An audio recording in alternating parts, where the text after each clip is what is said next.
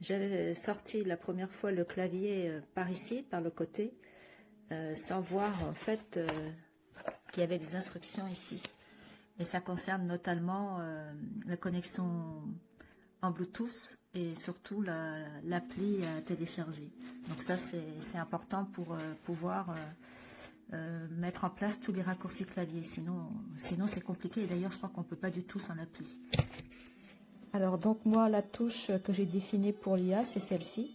Alors j'appuie dessus et quand j'appuie dessus ça m'ouvre tout de suite la fenêtre pour accéder à l'IA et donc faire mes demandes. Ça, je trouve ça vraiment génial.